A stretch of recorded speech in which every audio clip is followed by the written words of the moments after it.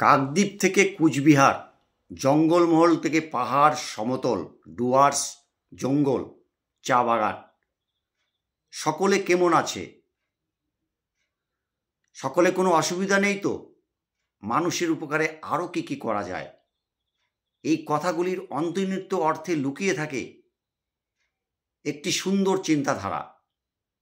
এই কথাগুলির মধ্যে খুঁজে পাওয়া যায় একটি মানবিক মানুষকে। মানুষ আজ তাই আলাদা করে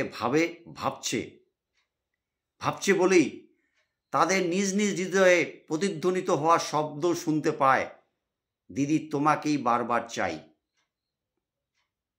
2011-র আগে এই বাংলায় দেখেছিল একটা ক্ষমতা, দেখেছিল একটি সরকারকে, কিন্তু আজকের মতন হয়তো খুঁজে পায়নি। বারবার ছুটে এসেছেন মানুষের খোঁজ খবরে। আজ একাধারে সফল মুখ্যমন্ত্রী, জননেত্রী, মানবিক মানুষ। কথাগুলি হয়তো কর্মের দ্বারাই একটি মানুষের প্রাপ্তি হয়। সমগ্র বাংলা তথা জেলাগুলো ঘুরে বেড়াচ্ছেন প্রতিনিয়ত। প্রশাসনিক বৈঠক, রিভিউ মিটিং, বিভিন্ন উন্নয়নের ফিরিস্তি, কি উন্নয়ন হয়েছে, কি হয়নি খবর নেওয়া। মানুষ আজ একাকী ভাবে। 2011-র আগে কখনো তো দেখিনি। তারা অতীতের স্মৃতির রোমন্থনে ডুব দেয়। আজ যা দেখছি, সত্যি রাজনীতি হয়তো বেঁচে থাকে মানুষের জন্যই। মাননীয়া মমতা ব্যানার্জি আবারও সেই সন্ধিক্ষণ আলিপুরদুয়ার জেলাবাসীর কাছে।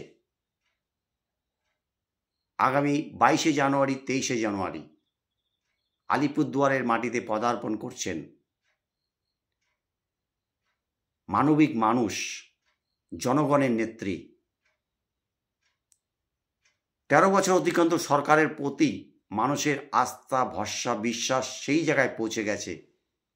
মানুষ আজ বিশ্বাস করে দিদি আসছেন তো আরও অনেক উন্নয়নের গল্প শুনব।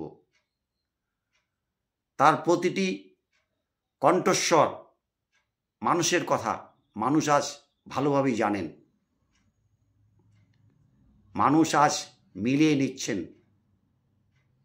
ভারতীয় রাজনীতি, বাংলার রাজনীতি। তারা প্রতিদিন খবর রাখেন। তথা আলিপুরদুয়ার জেলাবাসী আজ আবারও মনে করছেন জনগণের নেত্রী বারবার জনগণের চিন্তায় ছুটে আসেন জনতার দরবারে। আলিপুরদুয়ার জেলাবাসী আজ অধীর আগ্রহে অপেক্ষায় সেই সন্ধিক্ষণ। 22শে জানুয়ারি, 23শে জানুয়ারি প্যারেড গ্রাউন্ড ময়দান, আলিপুরদুয়ার, সুভাষিনী চা বাগান। জনগণের নেত্রী, মানবিক মুখ্যমন্ত্রী আরও কি বলবেন জেলার উন্নয়নের জন্য। জেলাবাসী সেই বিশ্বাস ভরসাতে কাতারে কাতারে ভিড় করেন। তার প্রতিটি কণ্ঠস্বরে উদ্দোলিত হয়,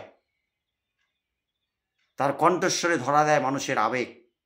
কালমে তার ভিড় জানান দেয় ঘরের আপনজন বলে কথা। এখানে মানুষের গল্পই হবে।